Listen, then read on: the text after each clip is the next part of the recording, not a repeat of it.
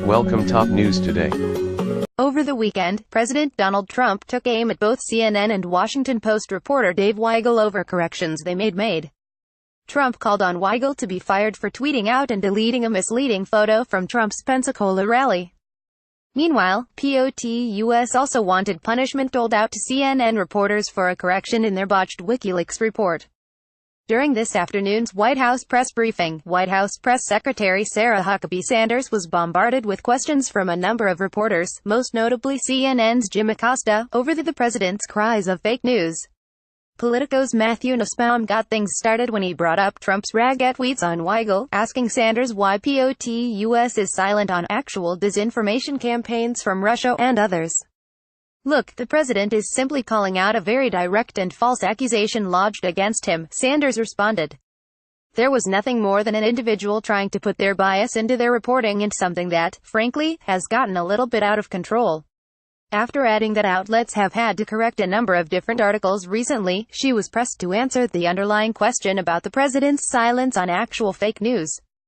She merely claimed she hadn't talked to the president about that issue. Acosta then took the baton and the presser more or less derailed. Acosta pressed her by noting that journalists make honest mistakes and that doesn't actually qualify as fake news.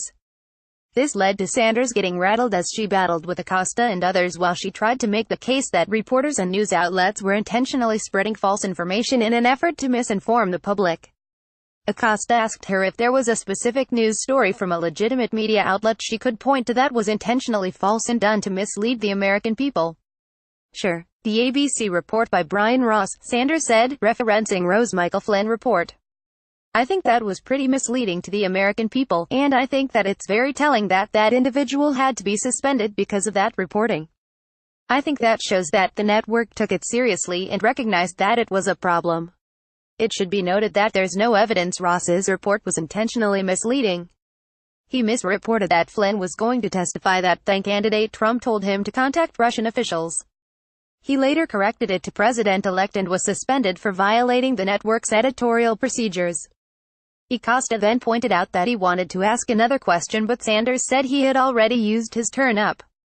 As Acosta attempted to ask that question, Sanders ignored him, instead going to another reporter speaking over Acosta.